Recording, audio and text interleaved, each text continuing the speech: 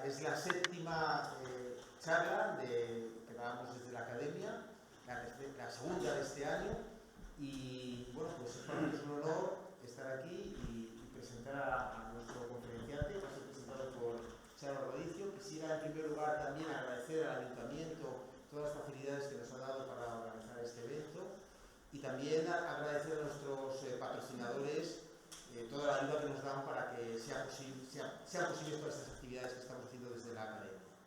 Nuestros patrocinadores son el Principado de Asturias, Química del Nalón, SATEC y Renético. Y yo ya sin más dilación voy a pasar el testigo a Charo Rodicio, que me va a presentar al conferenciante de hoy. Bien, como preámbulo, pues incluyendo lo que dijo Javier, una de las actividades más importantes de la AACI, esto es de la Academia Asturiana de Ciencia e Ingeniería, pues es la difusión de la ciencia y de la ingeniería, ¿vale? Pretendemos pues sacar estas disciplinas de la universidad y de los centros de investigación y acercarlos a la sociedad, ¿vale? Y aquí se marcan las charlas que estamos dando. Empezamos el año pasado, continuamos y este año pues las dos primeras charlas tuvieron lugar, la primera en Villaviciosa, la segunda en Mieres, la de hoy pues será Mieres, lógicamente, y la última será en Pola de Siero, ¿vale? Fijaros que pretendemos pues tener charlas en el máximo número posible de sitios de Asturias. Pretendemos que la ciencia pues llegue a todo el Principado de Asturias, y a los que estáis aquí pues os animo que si podéis, si os interesa, asistáis a la última charla de este año, que a la última que nos queda, que tendrá lugar en Pola de Siero y que será sobre la ciencia, ¿vale? Deciros que estas charlas de la academia dispersas por el Principado de Asturias son una excusa muy válida pues para conocer mejor el paraíso natural, ¿vale? O sea que os animo a todos, no solamente este año, la charla que nos queda, sino pues para los años próximos, que asistáis pues cuando os interese el tema y cuando podáis, ¿vale? Entonces, ya centrándonos en la charla de hoy, pues el título es el microbioma humano, un microorganismo en nuestro interior, y será impartida por Abelardo Marrones, ¿vale? Y decir que Abelardo es doctor en farmacia por la Universidad de Santiago de Compostela. Una vez que consiguió el título de doctor, hizo una estancia postdoctoral en la Universidad de Groningen, en Holanda, y a continuación pues regresó a España incorporándose al CSIC.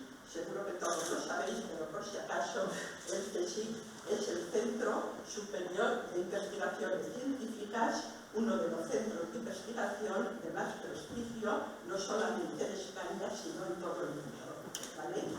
Actualmente es profesor de investigación en el IPLA, el Instituto de Productos Lácteos, que pertenece al CSIC, y Abelardo pues centra su investigación principalmente, aunque no exclusivamente, aborda también muchos otros temas en el estudio de la microbiota humana, ¿vale? Estando particularmente interesado en la influencia de nuestra microbiota sobre la salud y la enfermedad. En relación pues, a la categoría científica, a la calidad científica de Abelardo, pues solamente voy a decir que tiene más de 220 publicaciones en revistas de reconocido prestigio a nivel internacional y que ha dirigido más de 10 tesis doctorales, ¿vale?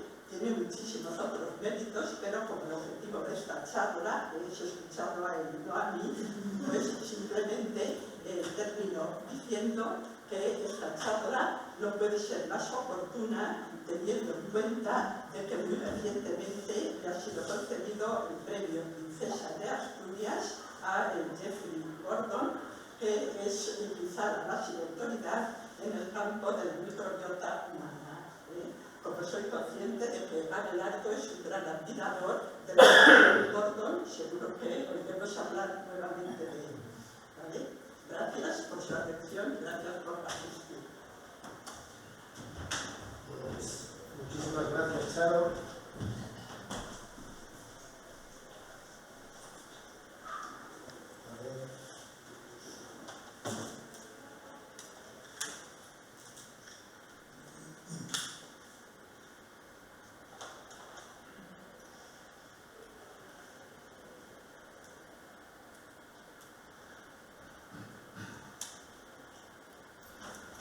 Pues eso, Charo, muchas gracias por esa presentación, que creo que no me merezco, pero gracias de todas formas.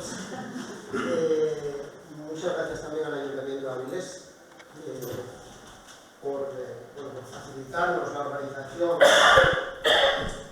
de esta charla, y muchas gracias a mis compañeros de la ACI, que muchos de ellos están por aquí, que ponen muchísimo interés en la organización de todo esto, y a todos vosotros por haber encontrado un hueco en un día soleado, que seguro que a lo mejor en algún momento de la tarde no apetecía demasiado meterse en una sala a escuchar una conferencia, ¿no? Charo ya me presentó, yo soy farmacéutico, pero llevo toda mi carrera estudiando los microbios en el CSIC. Hemos trabajado bastante desde el año 2000 aproximadamente en temas de microbiota humana y microbioma de alimentos.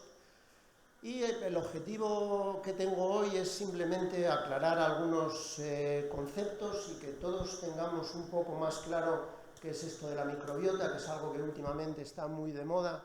Es raro el día que no ponemos la radio o la televisión y vemos algún anuncio de algo que es muy bueno para la microbiota de la piel o es muy bueno para nuestra microbiota intestinal, ¿no? Pero aquí, como en todos los campos, también se vende mucho humo y yo espero que después de la charla todos tengamos un poco más claro de lo que estamos hablando.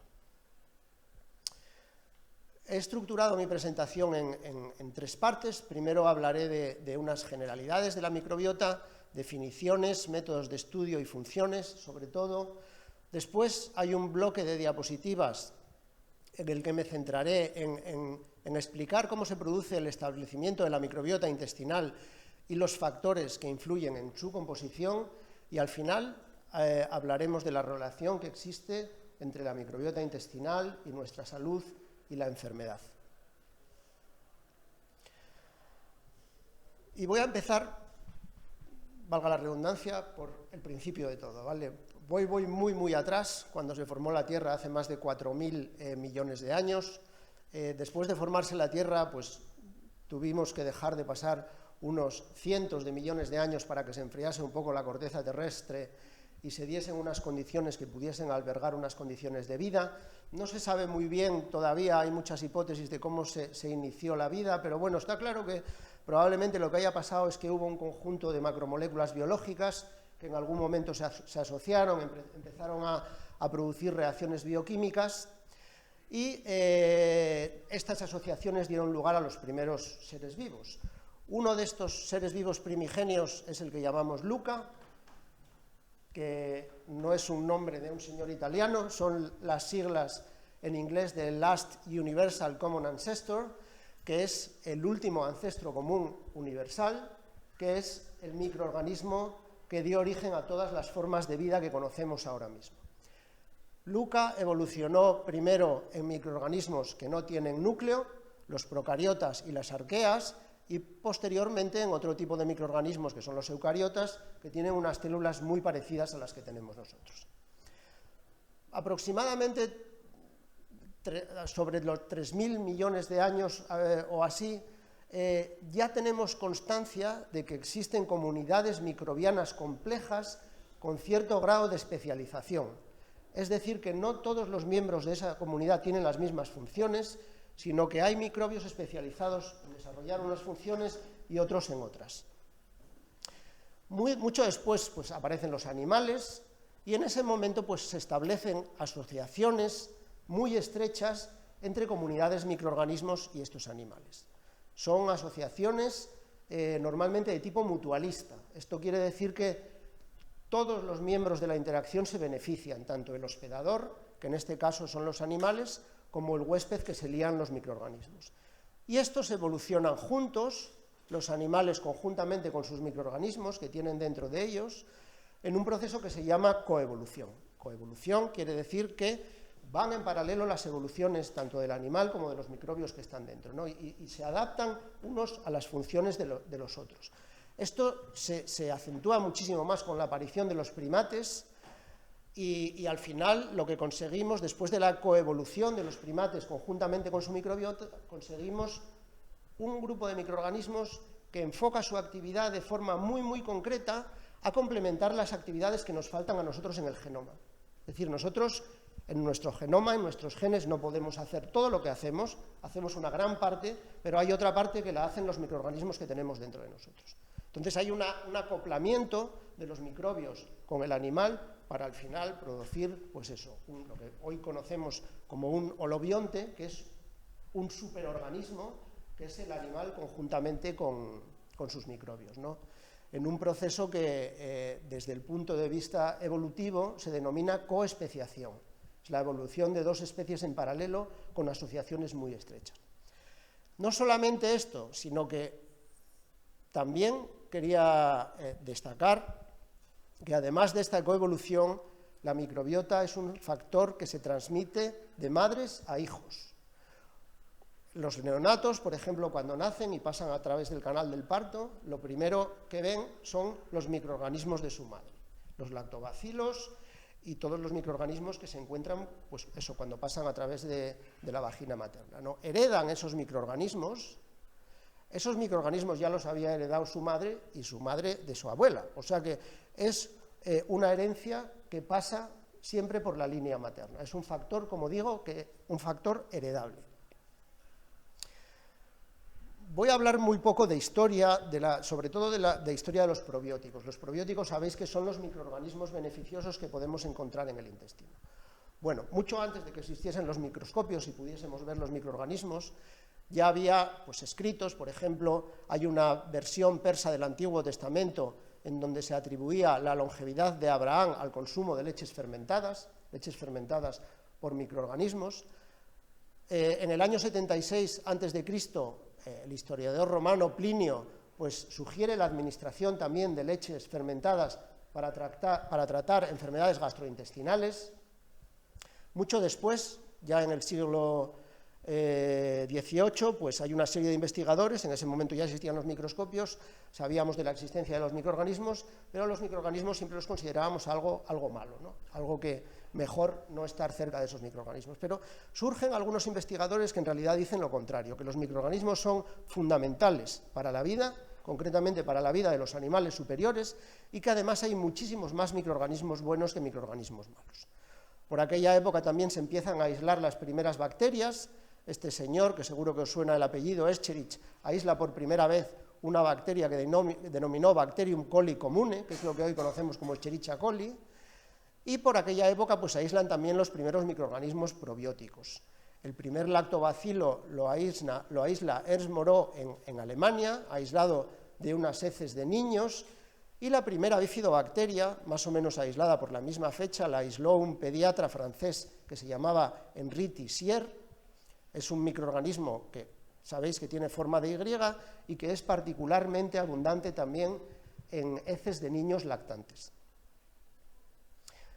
Un poco después, este señor que vemos aquí, que se llama Ilya Mechnikov, que fue un premio Nobel de Medicina por sus estudios en fagocitosis, pues escribe este libro que se titulaba The Prolongation of Life Optimistic Studies, o sea, estudios optimistas de la prolongación de la vida, ¿no? En este libro recoge unas observaciones que había hecho por la zona de los Balcanes, en donde había observado que los habitantes que vivían allí pues, tenían una elevada longevidad. Y él atribuyó de alguna manera esa longevidad al consumo de productos fermentados por esta bacteria, que denominó Bulgarian bacillus, que es la que hoy conocemos como Lactobacillus bulgaricus, que es el microorganismo causante de la fermentación del yogur. Después empiezan a aparecer los primeros alimentos que contienen probióticos, concretamente los primeros se cree que aparecen en Japón. Hacia los años 50 del siglo pasado pues ya tenemos las primeras publicaciones donde se utilizan preparaciones de probióticos conjuntamente con tratamientos antibióticos, por ejemplo, que es algo que hacemos todavía hoy en día. Y ya a principios de este siglo, pues con el descubrimiento del microbioma humano, perdón, porque algunas de las diapositivas las tengo en inglés, pero ya veréis que todo se entiende perfectamente, a principios de este siglo se descubre el microbioma humano. De hecho, la revista Science, por ejemplo, que es una de las más prestigiosas, lo destacó como uno de los descubrimientos más importantes de la primera década del siglo XXI, y el descubrimiento del microbioma pues, ha cambiado completamente el escenario de la investigación en microbiota y probióticos, pero eso lo vamos a ver después. Primero, yo creo que conviene aclarar una serie de definiciones, que muchas veces ni los propios científicos que trabajamos en esto las tenemos claras, pero últimamente hay una serie de grupos de trabajo que dedican bastante tiempo a elaborar definiciones consenso. Y aquí os pongo algunas de ellas: probióticos, prebióticos, simbióticos y posbióticos. Todo bióticos, como veis. Los probióticos probablemente sean los más conocidos. Los probióticos son microorganismos vivos que cuando se administran en cantidades adecuadas confieren un beneficio para la salud. Aquí hay dos palabras clave: vivos. Eso quiere decir que en el momento de la administración tienen que estar vivos, y también destaco la administración. Administración no significa que tienen que ser ingeridos oralmente o a través de una comida, ¿no? También un probiótico se puede aplicar por vía tópica, por ejemplo. ¿Qué son los prebióticos? Pues son los sustratos de estos probióticos. Son sustratos que se utilizan de forma selectiva por los microorganismos del hospedador para conferir un beneficio para la salud. Muchas fibras vegetales, por ejemplo. ¿Qué son los simbióticos?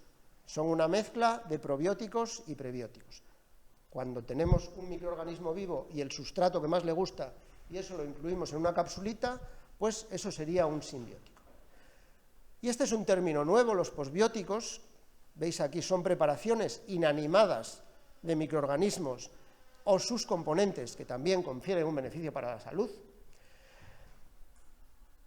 Lo del término inanimadas a mí no me gusta demasiado, yo más bien diría inactivadas a lo mejor, ¿no? Pero bueno, son microorganismos que podemos inactivar con calor, por ejemplo, con lo cual no serían metabólicamente activos, pero conservan muchas de sus actividades funcionales, pues porque sus macroestructuras de proteínas, polisacáridos y demás todavía pueden ejercer un efecto beneficioso en el hospedador. Más definiciones: microbiota, microbioma, metagenoma. La microbiota es el conjunto de microorganismos que puebla un hábitat cualquiera, con grupos de especies estables y otros variables. Si hablamos de la microbiota humana, evidentemente serían los microorganismos que viven en nuestro interior. Son únicamente, como pongo aquí, los microbios, que forman parte de la comunidad. El microbioma es algo diferente. El microbioma se refiere a todo el hábitat. Incluye los microorganismos, pero también sus genomas, sus metabolitos, sus proteínas, las sustancias que secretan fuera de la célula y las condiciones ambientales circundantes. O sea, son los microorganismos y su escenario de actividad, digámoslo así. Y el metagenoma es el conjunto de genomas y genes de los miembros de la microbiota. En este caso, solo hablaríamos de información genética, la información genética de los microorganismos. Y aquí, en la parte de abajo de la diapositiva, os represento una comparación bastante curiosa. Evidentemente, nosotros, si nos comparamos con los microbios, pues tenemos muchísimo mayor tamaño, pero si comparamos el número de genes que nosotros aportamos a nuestro organismo con el número de genes que nos aportan los microbios, pues estos últimos nos ganan por goleada. Nosotros tenemos entre 20 y 25.000 genes, y el número de genes que nos aporta nuestro microbioma pues, puede estar en torno a 2-3 millones de genes. Esto os podéis imaginar que nos da unas capacidades, por ejemplo, una versatilidad metabólica tremenda. Nosotros, o bien con un tratamiento farmacológico, o bien con un cambio drástico de nuestra dieta, podemos cambiar la mayoría de los genes que tenemos en nuestro interior, porque tenemos la capacidad de cambiar todos esos microorganismos en un día, 2 días, que pongamos una dieta completamente diferente a la que estamos habituados, pues se produce un cambio drástico de nuestra microbiota. Esta diapositiva la quería poner, aunque no vamos a hablar de la microbiota de los ambientes, pero sí la quería poner porque en realidad microbiotas hay en cualquier sistema biológico. Tenemos microbiota en el agua, en los suelos, en las plantas, en los animales, en los residuos que generamos en una ciudad, prácticamente en todos sitios donde haya materia orgánica. Y además, hoy se habla muchísimo de la circularidad de esos microbiomas. Y me explico. La circularidad quiere decir que todos ellos están interconectados de alguna manera. Y esto lo voy a reflejar con un ejemplo de una granja, por ejemplo, una granja que sea autosuficiente, ¿no? O sea, que tenga todo, que tenga los pastos del ganado, que tenga el ganado, que produzcan su leche, que produzcan su queso y que el queso lo consuman los propios granjeros de la granja.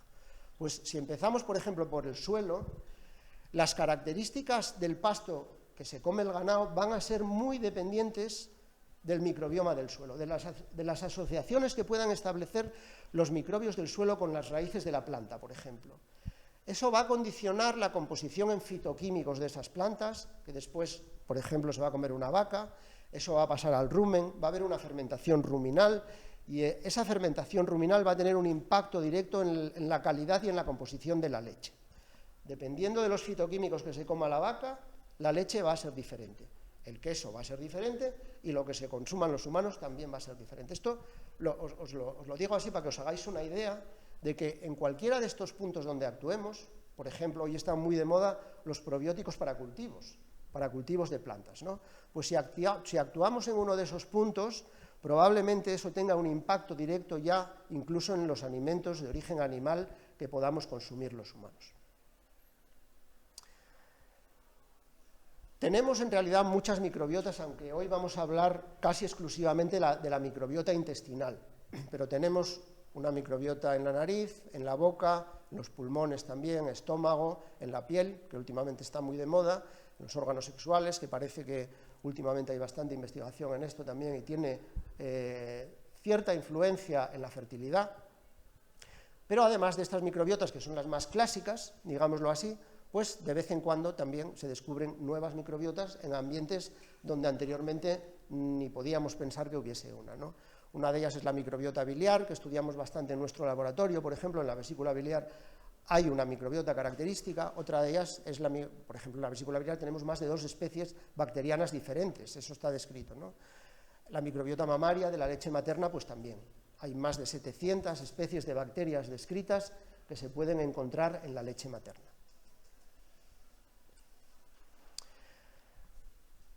¿Cómo estudiamos, un poco sobre métodos de estudio de esta microbiota, ¿no? ¿Cómo estudiamos esa microbiota? Pues hay 2 grandes grupos de metodologías.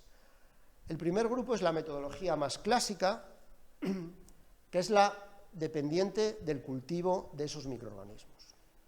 Es la microbiología clásica, digámoslo así.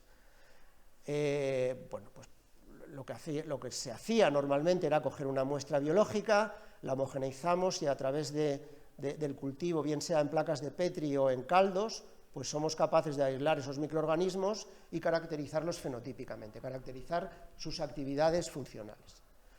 Pero desde hace unos años también tenemos lo que llamamos métodos independientes de cultivo. Estos métodos nos permiten estudiar las comunidades de microbios sin necesidad de cultivarlos en el laboratorio. Es decir, podemos ponerles nombres y apellidos a los miembros de una microbiota sin necesidad de haberlos crecido, ni de haberlos manipulado. Y lo hacemos analizando su ADN.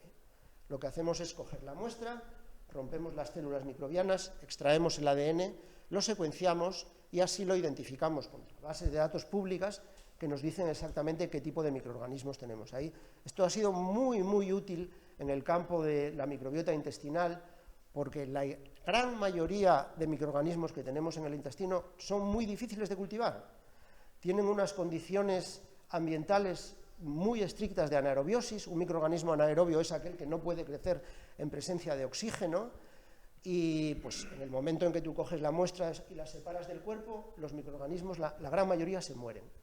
Pero incluso sin poder cultivarlos, podemos saber qué tipo de microorganismos tenemos ahí. Y estas técnicas independientes de cultivo, sobre todo en los últimos años, se han apoyado muchísimo en las tecnologías que llamamos ómicas. Las tecnologías ómicas son tecnologías con un alto poder de procesamiento de macromoléculas biológicas en las que podemos analizar un conjunto o la totalidad de macromoléculas que hay en un sistema vivo, bien sea en un tejido, bien sea en una comunidad microbiana, por ejemplo. Y las que más se utilizan en el campo de la microbiota son estas 5 que os pongo aquí.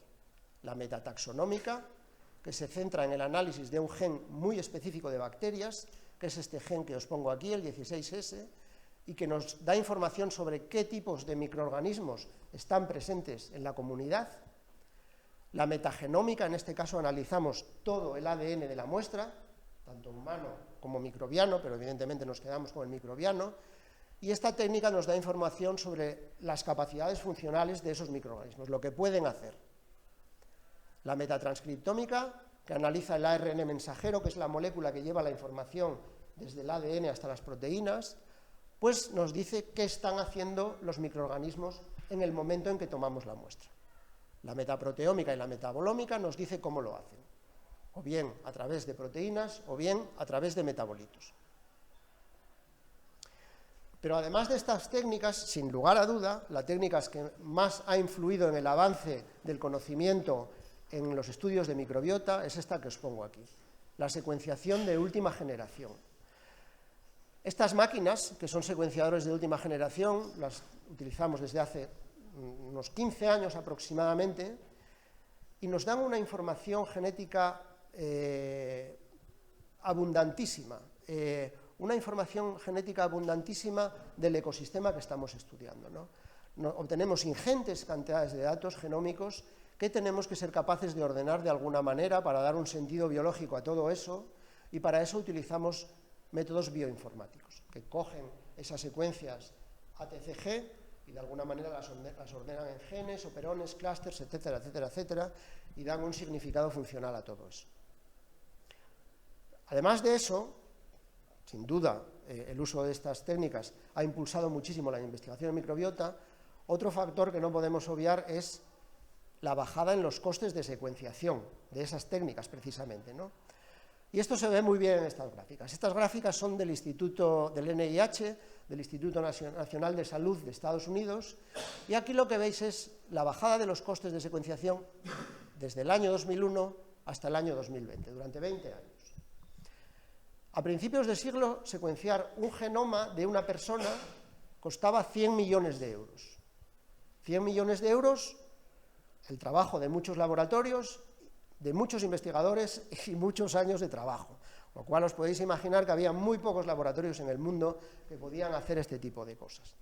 20 años después podemos secuenciar el genoma de una persona por 1.000 euros y en un par de días, por ejemplo. Esto si hablamos de genómica humana, ¿no? Si nos vamos a las bacterias, pues el impacto ha sido exactamente igual. Yo recuerdo, estaba trabajando en estos años en Holanda, en un laboratorio donde se estaba secuenciando el genoma de una bacteria que se llama Lactococcus lactis. Lactococcus lactis es una de las clásicas bacterias lácticas que intervienen en la fermentación de los quesos. Pues era un proyecto de varios millones de euros en el que intervenían varios laboratorios en Holanda y tardaron, no me acuerdo, 3, 4, 5 años en secuenciar el genoma de aquella bacteria. Hoy lo hacemos por 100 euros y probablemente empezamos por la mañana y a última hora de la tarde ya tenemos los resultados. Entonces, os podéis imaginar el impacto que ha tenido todo esto al popularizar todo este tipo de técnicas, ¿no? Antes estaban muy acotadas a laboratorios muy potentes y hoy en día prácticamente todo el mundo que trabaja en microbiología puede hacer este tipo de cosas.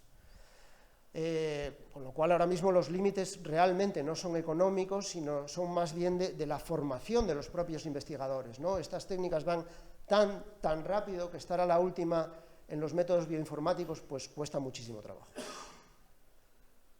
Bueno, con estas técnicas hoy sabemos, por ejemplo, pues, que tenemos el tracto gastrointestinal completamente colonizado, desde la boca hasta el colon. En las partes superiores, pues es verdad que tenemos muchísimos menos microbios porque las condiciones son más hostiles. En el estómago, por ejemplo, sabéis que hay un pH muy bajo, mucho ácido, eso no favorece precisamente el crecimiento de los microorganismos. Pero en el colon es uno de los ecosistemas que se conoce más densamente poblado por microorganismos. Para que os hagáis una idea, tenemos entre 10 a la 11 y 10 a la 12 microorganismos por gramo de contenido fecal. Los más abundantes son estos que os pongo aquí, y esta sería una representación de una microbiota de un señor sano. Normalmente lo que tenemos son dos grupos mayoritarios, los bacteroidetes y los firmicutes, y después un ramillete de grupos bastante minoritarios que también están presentes en todos los individuos. Esto nos permite saber pues, cuáles son los géneros más abundantes en la microbiota humana.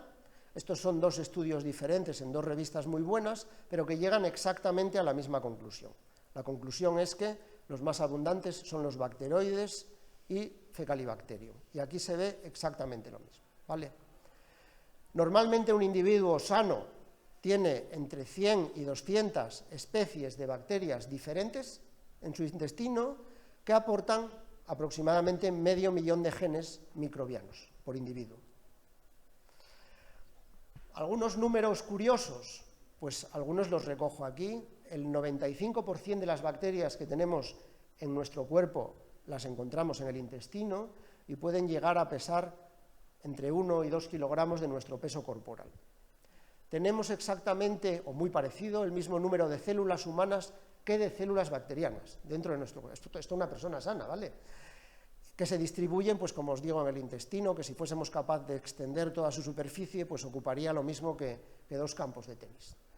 Y si fuésemos capaces también de poner todas estas bacterias en fila, daríamos 2 vueltas y media a la Tierra.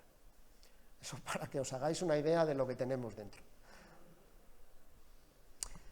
Funciones de la microbiota. Cambio ahora un poco de tercio, ¿vale?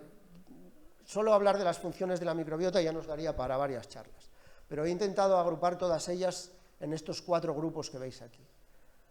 Nutrición y metabolismo, en el desarrollo de nuestros órganos, tienen también una función protectora y en la maduración de nuestro sistema inmune. Respecto a su función en nuestra nutrición y metabolismo, pues por ejemplo la microbiota nos ayuda a aprovechar los alimentos que nosotros no podemos digerir, la fibra de muchos vegetales, por ejemplo, nosotros no tenemos capacidades glicolíticas suficientes para poder degradarla, entonces lo que pasa es que pasa casi intacta a través de nuestro intestino delgado y cuando llega al colon es fermentada por las bacterias de nuestro colon. Nos aportan también algunos nutrientes esenciales, los lactobacilos, las bifidobacterias, son capaces de producir vitaminas del complejo B o vitamina K, algunas de estas vitaminas también las estamos estudiando en nuestro laboratorio, y ahora no sé qué hice, y nos ayudan también a metabolizar los bioactivos de la dieta. Aquí os pongo un ejemplo muy clásico que es el de las isoflavonas de la soja. Las isoflavonas de la soja, cuando están en la planta, tienen una actividad biológica muy, muy reducida o casi nula, porque están conjugadas, formando agliconas. Cuando estas llegan a la microbiota, se rompen esas agliconas y se libera la molécula activa. Con lo cual, si en realidad no tuviésemos esa microbiota, no nos serviría de nada tomar soja ni las isoflavonas de la soja, ¿no? En el desarrollo de nuestros órganos, pues aquí os pongo un ejemplo también en el que se ve muy bien cómo puede ser de importante esta microbiota en el desarrollo del intestino. Por ejemplo, esto se hizo con ratones. Este intestino que os pongo aquí viene de un ratón que ha crecido en ausencia de gérmenes, se llaman ratones libres de gérmenes, y nunca han estado en contacto con microbios. ¿Veis que tienen un intestino completamente aberrante? Si son ratones monocolonizados, con una sola bacteria, el intestino sigue siendo bastante rarito, ¿vale? Pero si tenemos un ratón que crece con una microbiota normal, pues veis que su intestino es perfectamente normal. Con lo cual, imprescindible la presencia de esa microbiota para un buen desarrollo del intestino. Aquí os pongo el intestino, pero también es fundamental para un buen desarrollo de nuestro sistema nervioso.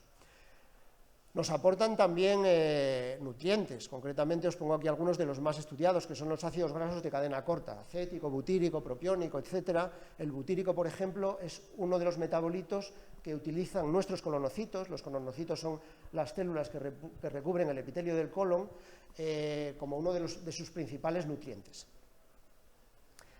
Respecto a la función protectora, pues ejercen una exclusión competitiva. Esto quiere decir que los lugares que ellos ocupan en el intestino no son ocupados por otros microorganismos que nos pueden causar algún daño y producen también compuestos de naturaleza inhibidora, inhiben el crecimiento de otros microorganismos, entre ellos las bacteriocinas o los ácidos que producen, pues las bacterias lácticas, por ejemplo, producen mucho ácido láctico, las bifidobacterias producen mucho ácido acético, pero también se ha demostrado que este ácido acético que producen las bifidobacterias pues mantiene a raya a algunos patógenos. Y tienen una función importantísima en la maduración de nuestro sistema inmune, tanto en la adquisición de la tolerancia oral como en la secreción de inmunoglobulina A, que es la inmunoglobulina que encontramos en todas las mucosas de nuestro cuerpo, defensinas, que también son moléculas inhibidoras de microorganismos, y en la diferenciación de las células de nuestro sistema inmune, sobre todo en los linfocitos B. Cambiamos ahora y hablamos de los factores que influyen en la composición de la microbiota. Esto lo he intentado organizar con ejemplos característicos de cada cosa, ¿vale? Porque evidentemente no podemos hablar de todo, tanto ahora solamente os voy a poner algunos ejemplos representativos de estos factores y después, cuando hablemos de la relación de la microbiota con la enfermedad, pues también veremos algunos ejemplos muy representativos de qué relación existe entre la microbiota y algunas enfermedades. Ejemplos que en su día han sido normalmente artículos científicos muy importantes, hitos que realmente han marcado nuevas pautas en el campo de estudio de la microbiota. Pues entre estos factores, aquí también los he agrupado, está la edad, la alimentación, el estilo de vida, la genética y el entorno familiar y el consumo de fármacos. Respecto a la edad, que probablemente sea uno de los factores más importantes, la microbiota no es estable a lo largo de nuestra vida. Nacemos con una microbiota muy sencilla, muy poblada por bifidobacterias, sobre todo en los niños lactantes, que es este color que veis aquí, verde oscuro. Estos son bifidobacterias que constituyen aproximadamente en este estudio la mitad del conjunto de microorganismos que tienen los lactantes en la microbiota, pero hay otros estudios donde prácticamente los lactantes aparecen casi monocolonizados por bifidobacterias, ¿no? Cuando los lactantes empiezan a introducir alimentación sólida, pues se produce un cambio drástico en la composición de la microbiota, esto lo veis aquí, y después esta sigue evolucionando hasta alcanzar su madurez, que la alcanza durante el periodo adulto, una microbiota también diferente, esto lo veis aquí, durante la adultez, la microbiota se mantiene más o menos estable, a no ser que tengamos algún periodo disruptivo, como puede ser un tratamiento con antibióticos o malnutrición, ¿no? Pero con la variación intraindividual que hay en la microbiota, que es muy grande, en un mismo individuo la microbiota se puede considerar que se mantiene más o menos estable. Y después, cuando nos hacemos mayores, pues la microbiota nos cambia otra vez, ¿no? Esto lo veis muy bien aquí en estos 4 circulitos que he destacado, que los colores representan diferentes grupos de bacterias, veis que son completamente diferentes. Cambia también la diversidad, no solamente los tipos de bacterias, sino también la diversidad es la riqueza en especies diferentes que tenemos en nuestro intestino. Nacemos con una diversidad muy baja, porque en realidad necesitamos muy pocos tipos de bacteria para poder metabolizar los nutrientes de la leche materna. Esa diversidad va aumentando, se mantiene también más o menos estable durante la adultez y después, durante el envejecimiento, pues esa diversidad disminuye otra vez, aunque con diferentes tipos de bacterias de los que vemos aquí. Este trabajo lo quería destacar porque es un trabajo que tuvo muchísimo impacto, es un trabajo de Carlos López Ontín, que también es uno de los miembros de la Academia de las Ciencias de Asturias, y en este trabajo definen lo que llaman las marcas del envejecimiento. Las marcas del envejecimiento clásicas eran factores del individuo. Estas las veis aquí, inestabilidad genómica, por ejemplo, la longitud de los telómeros, el perfil epigenético que tengan esos individuos, pero en este trabajo, que es de este año, aparece también la disbiosis. ¿Qué es una disbiosis? Una disbiosis es un desequilibrio de la microbiota, un desequilibrio tanto de la composición como de las funciones de esa microbiota, ¿vale? Y hay una disbiosis muy típica asociada al envejecimiento que se caracteriza por una menor diversidad de microorganismos, esto lo acabamos de ver, disminuyen los microorganismos beneficiosos y aumentan los microorganismos perjudiciales. ¿Podemos actuar sobre esa disbiosis asociada al envejecimiento? Seguro que podemos actuar. Esto no quiere decir que podamos frenar el envejecimiento actuando sobre la microbiota, pero actuar sí que podemos. Pues con probióticos, prebióticos, posbióticos, que los habíamos visto al principio, y también con el trasplante de microbiota fecal, que es algo que veremos al final de nuestra charla. Cuando hablamos de factores que influyen en la microbiota, hay que tener siempre en cuenta la variabilidad intraindividual, o sea, la variabilidad dentro de cada individuo. Esto es importantísimo a la hora de plantear estudios de cohortes o estudios en un laboratorio. Y siempre me gusta presentar esta gráfica de aquí. Aquí lo que hicieron estos investigadores fue seguir la microbiota de una sola persona durante 6 meses, cogiendo muestras todos los días. Y veis que la microbiota cambia completamente. Por ejemplo, aquí, si vamos y cogemos muestra aquí, pues sería completamente diferente a la que tendríamos 3 días antes, ¿no? Y aquí pues ocurre lo mismo, más o menos. Esto nos quiere decir que cuando queremos hacer un análisis fiable de la microbiota, necesitamos varias muestras de un mismo individuo para minimizar las variaciones intraindividuales. Esto lo sabemos todos y lo hacen muy pocos, pero es algo que deberíamos de hacer todos, ¿vale? Como os digo, esto es importantísimo a la hora de plantear estudios con cohortes. También es muy importante si queremos estudiar especies de las que consideramos estables o de las que consideramos muy variables. Por ejemplo, si consideramos especies estables, pues necesitamos muy pocos individuos participantes en el estudio. Si queremos estudiar especies de las que consideramos muy variables, pues necesitamos que las cohortes que incluyamos en nuestros estudios tienen que tener una N muy elevada. La dieta, otro factor importantísimo. De hecho, en relación con la dieta se han definido lo que se llaman los enterotipos, que son tipos de microbiota de acuerdo a la abundancia relativa de 3 géneros. Enterotipo 1, abundante en bacteroides; enterotipo 2, abundante en Prebotella; y enterotipo 3, abundante en Ruminococcus. Estos son 3 tipos diferentes de bacterias. Y estos enterotipos se relacionan con el tipo de dieta que nosotros ingerimos, ¿no? Por ejemplo, una dieta rica en grasa y proteína animal y poca fibra, pues sería del enterotipo bacteroides, mientras que si la dieta es rica en fibra y con poca grasa y proteína animal, pues sería de un enterotipo Prebotella. Esto que parece fácil, al final no lo es tanto, ¿vale? Después, este trabajo es verdad que generó muchísimo revuelo, se publicó en Science hace 10 años, pero después hubo estudios posteriores que sí es verdad que estos enterotipos, algunos parece que están mejores definidos, pero hay otros investigadores que en realidad apuntan a que lo que hay es un gradiente de poblaciones diferentes entre los diferentes individuos. La industrialización. La industrialización también afecta de forma muy importante a la microbiota, ¿vale? Sabéis que en las últimas décadas pues, ha habido mucho movimiento de poblaciones de las zonas rurales a las zonas urbanas, y esto conlleva una alteración de la microbiota y una pérdida de funciones.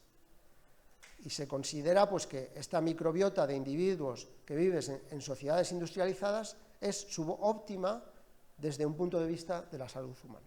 De hecho, estas microbiotas, tanto la tradicional como la industrializada, estas sí que se han definido muy bien, y además se aprecia que en realidad hay una pérdida de funciones metabólicas en los individuos que viven en sociedades industrializadas. La etnia, el modo de vida, todo eso también mezclado con el tipo de dieta, pues también tiene una influencia importantísima en la microbiota intestinal. Esto es un ejemplo de un trabajo en el que analizaron la microbiota intestinal de individuos de poblaciones rurales africanas y la compararon con la microbiota intestinal de italianos, y veis que no se parecen absolutamente en nada. Aquí los colores indican diferentes grupos de microbios, ¿vale? De bacterias, concretamente. Por supuesto, aquí también tiene una influencia muy importante el tipo de dieta. Estos individuos, los africanos, pues tienen lactancias mucho más largas, consumen mucha menos proteína animal y mucha más fibra vegetal, y los italianos, en este caso, pues tienen lactancias más cortas, más proteína animal y menos fibra vegetal.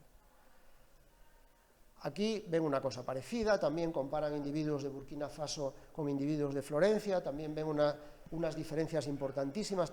Todas ellas indican que hay una pérdida de diversidad microbiana en ambientes urbanos, y este es un trabajo que también tuvo mucho impacto en su día. Aquí comparan la microbiota de los Hadza de Tanzania, que son una etnia que todavía tiene unas costumbres pues, anteriores a la aparición de la agricultura. gente pues come básicamente lo que pilla por ahí, ¿no? Lo de comer 3 platos al día, os podéis imaginar que no. Lo que cazan y lo que cogen de los árboles y demás. También microbiotas completamente diferentes a las de los italianos. Microbiota y ejercicio físico. Se sabe también que la microbiota de los atletas de élite tiene más bacterias que metabolizan el lactato, que podrían estar relacionadas con un aumento del rendimiento físico. Esto tiene su lógica.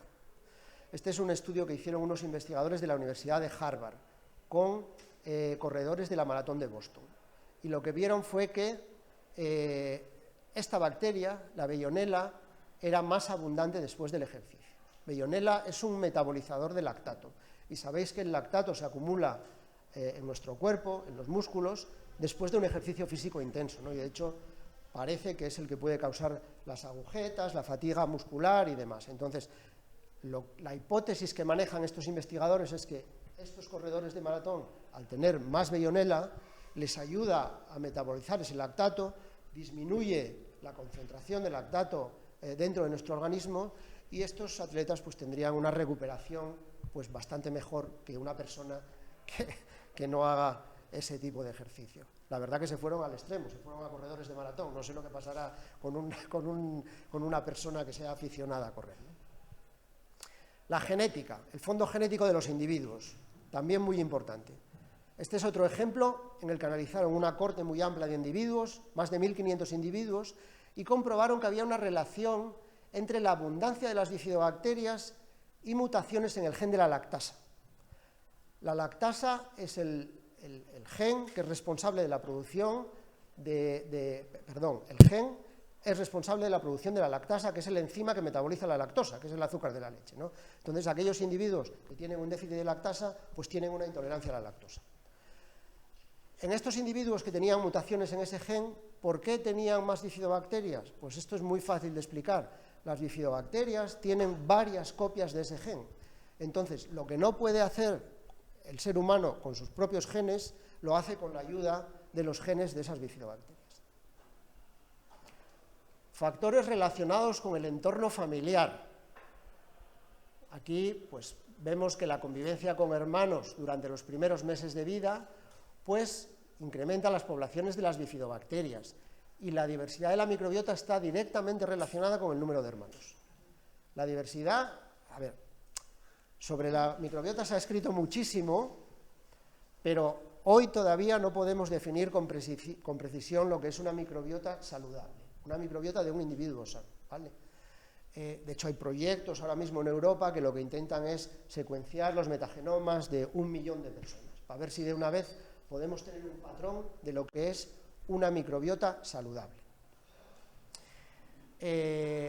Pero lo que sí sabemos es que la diversidad es uno de los pocos indicadores que nos indica que nuestra microbiota sí que puede ser saludable. Sin ir exactamente a la composición de los microorganismos que tenemos, pero si tenemos mucha diversidad de microorganismos, eso sí que nos puede dar una indicación de que nuestra microbiota está en buenas condiciones. De hecho, cuando hay una infección o cuando hay un tratamiento con antibióticos, lo primero que pasa es que la diversidad se reduce muchísimo. Las mascotas en el ambiente familiar, por ejemplo, pues aumentan también la diversidad en la microbiota y la presencia de bacterias relacionadas con una menor incidencia de enfermedad atópica y obesidad en niños. Así que, bueno tener muchos hermanos y bueno tener mascotas, por lo menos desde este punto de vista, ¿vale? La impronta de la madre es uno de los factores más importantes entre los factores externos. El estrés, el tabaco y otros hábitos de vida poco saludable de las madres, pues también tienen una influencia en la microbiota de los recién nacidos. Los niños, por ejemplo, que nacen de madres con un alto estrés acumulado durante el embarazo, tienen un mayor número de potenciales patógenos intestinales y una menor abundancia de bacterias lácticas y bifidobacterias. Esto se ve muy bien aquí. Aquí el área verde corresponde a las bifidobacterias y veis lo que aquí denominan los niños de bajo estrés, tienen muchas más bifidobacterias que los niños de alto estrés. El tipo de parto, también importantísimo. La composición de la microbiota durante las primeras etapas de la vida es diferente en niños nacidos a término o en niños nacidos por cesárea. Los niños nacidos a término adquieren una microbiota fundamentalmente que viene de su madre, como ya os expliqué antes al pasar por el canal del parto, ¿no? Los niños nacidos por cesárea lo primero que se encuentran son las manos, los guantes del médico y el ambiente hospitalario, que no está precisamente poblado por bifidobacterias, sino que está con otro tipo de microorganismos. Además, los niños nacidos por cesárea tienen una colonización muy tardía de bifidobacterias. Las bifidobacterias aparecen en los niños nacidos por parto natural muy pronto. En los niños nacidos por cesárea, esto lo veis aquí, pues tarda semanas o meses. El tratamiento con fármacos, aquí pongo un ejemplo de tratamiento con antibióticos porque es el más drástico de todos, sinceramente. Vale, los antibióticos son fármacos maravillosos. Nunca se va a poder sustituir un antibiótico por un probiótico, por ejemplo. Eso os lo puede explicar Charo mucho mejor que yo. ¿Vale? Pero es verdad que tienen un impacto muy, muy importante en la microbiota intestinal. Y esto se ve muy bien aquí. Aquí lo que se hizo en este estudio fue coger un grupo de individuos y se siguió su microbiota durante 6 meses.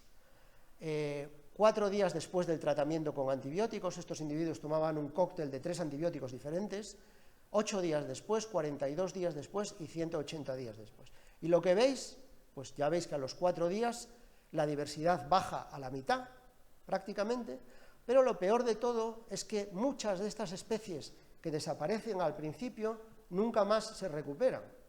Eso se ve muy bien en esta gráfica de la derecha. Hay 9 especies, concretamente estas de aquí, que estaban antes del tratamiento con el antibiótico, pero después del tratamiento nunca más aparecen en la microbiota de esas personas, ¿no? Esto no es algo que nos tenga que influir en nuestra decisión de tomar un antibiótico, pero bueno, es algo que siempre es bueno saber. Y ya voy al último bloque. ¿Cómo vamos de tiempo? Vamos bien. Voy al último bloque de diapositivas, que es en el que quería abordar la relación entre la microbiota intestinal y la salud y la enfermedad, ¿vale? Hoy en día se han relacionado disbiosis, las disbiosis os acordáis que son desequilibrios de la microbiota, con cientos de enfermedades diferentes. No podemos hablar de todas ellas, así que las he agrupado aquí en varios grupos. Se han estudiado muchísimo las infecciones, sobre todo las infecciones del tracto gastrointestinal, enfermedades autoinmunes, el lupus eritematoso sistémico, por ejemplo, que lo hemos estudiado en nuestro laboratorio en colaboración con investigadores de la Universidad de Oviedo, la artritis reumatoide, sobre artritis también hay muchos trabajos, enfermedades cardiovasculares, con el cáncer, se ha estudiado mucho el cáncer colorectal, pero también hay muchos estudios con otros tipos de cáncer, enfermedades que cursan con una inflamación intestinal, sobre todo colitis ulcerosa, enfermedad de Crohn y síndrome de intestino irritable, esas también se han estudiado muchísimo, enfermedades metabólicas como la obesidad o el síndrome metabólico, enfermedades mentales que últimamente están muy, muy de moda, cómo influye la microbiota en nuestro comportamiento, en la depresión, por ejemplo, en la ansiedad, etcétera, enfermedades respiratorias y también enfermedades hepáticas. Y como os digo, os voy a poner algunos ejemplos representativos de la mayoría de estas enfermedades, ejemplos que en su día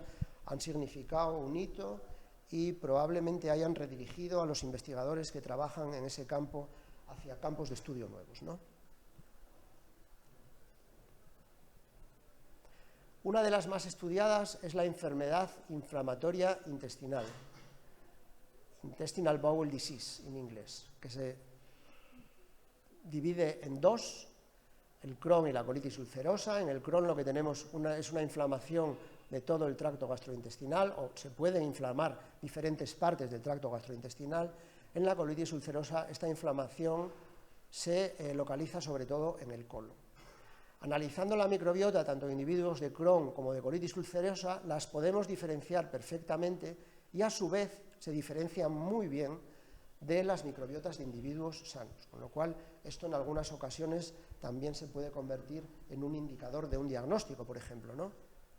Concretamente, aquí se analizaron 155 especies diferentes de bacterias y, como veis, nos permiten diferenciarlas muy bien.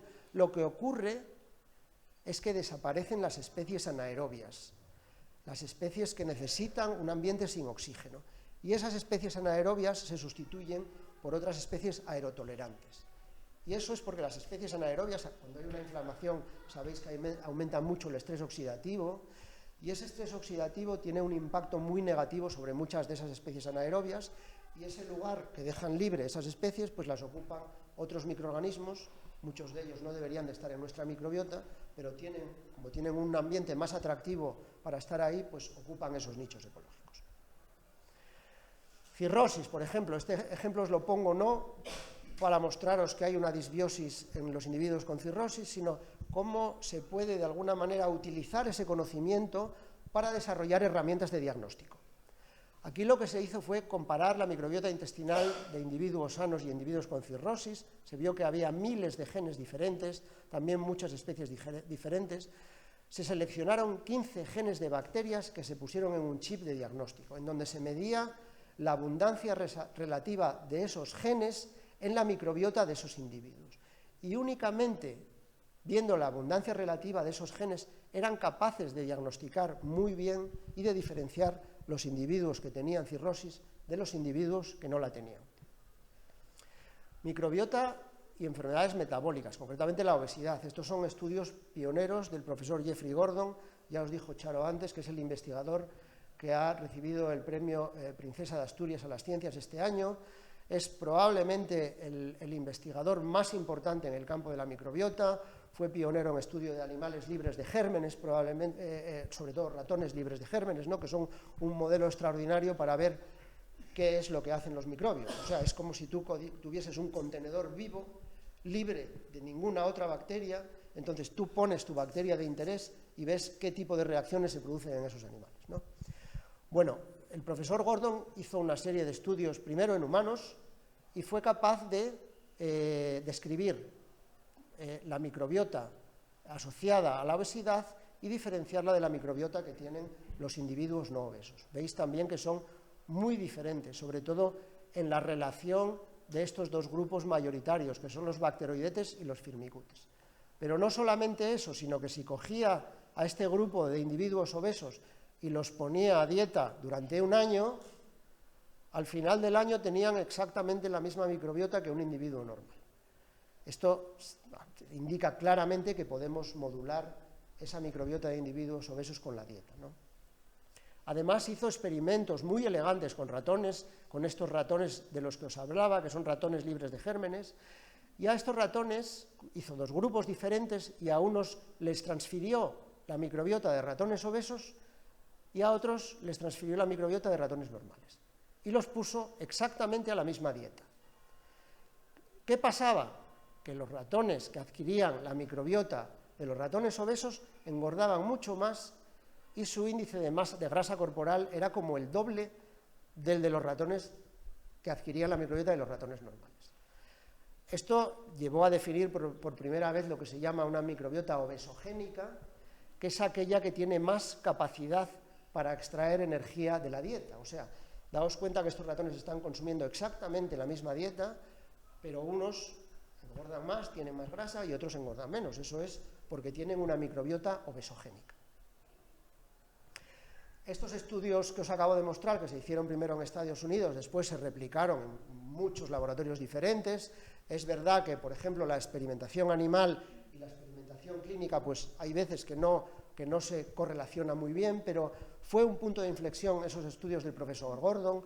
Este es un estudio que se hizo en Dinamarca, por ejemplo, con un grupo de 169 individuos, y aquí lo que vieron es que había una pérdida de riqueza en genes bacterianos en los individuos obesos y disminuían bacterias de las que denominamos buenas, como las bifidobacterias, los lactobacilos, las Akkermansias o el Fecalibacterium, que son nombres que probablemente os suenen menos, pero que a lo largo de los próximos años os sonarán cada vez más. Y en diabetes tipo 2, que es otra enfermedad metabólica, pues pasa algo muy parecido, ¿no? Aquí no me voy a parar en mucho detalle, pero también lo que vemos es una disminución de los microorganismos anaerobios, concretamente Eubacterium y Fecalibacterium, que son productores de butirato. Ya os había dicho antes que el butirato es uno de los alimentos preferidos de nuestros colonocitos. Otro ejemplo de cómo puede influir la actividad de microbiota en la aparición de enfermedades cardiovasculares. Bueno, pues sabéis que la carne roja es muy rica en carnitina. La carnitina es metabolizada por los microorganismos de nuestra microbiota para producir un compuesto que se llama trimetilamina, y esa trimetilamina después es metabolizada por nosotros mismos para producir el óxido de trimetilamina, que es uno de los factores inductores de la placa de ateroma, que sabéis que es un riesgo de enfermedad cardiovascular. ¿Qué hicieron estos investigadores? Pues cogieron ratones y los dividieron en 4 grupos diferentes, estos los veis aquí.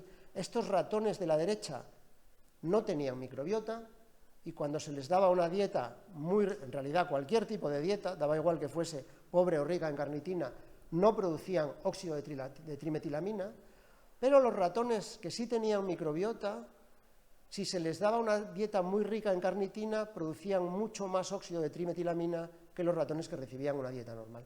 Y esto además lo correlacionaron, esto se correlaciona con esto, veis que aquí la placa de ateroma pues es muchísimo mayor que en los ratones que no tenían microbiota, ¿no? Esto indica claramente que el metabolismo de la carnitina pues está mediado por los microorganismos que tenemos en nuestra microbiota. Hay relaciones también con el autismo, por ejemplo, y con otro tipo de enfermedades que están relacionadas con nuestro sistema nervioso. Ya hace unos años pues, se definió una disbiosis en el autismo que se caracterizaba por unos niveles de prevotela más bajos. Y después, ensayos con experimentación animal, pues comprobaron que había algunos metabolitos bacterianos que eran responsables de algunos de esos síntomas de autismo.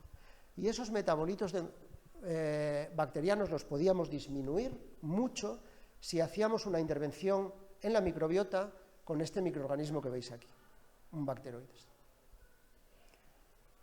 También hay trabajos, muy buenos trabajos, que indican que esta microbiota puede regular también nuestros ritmos circadianos, nuestros ciclos de sueño.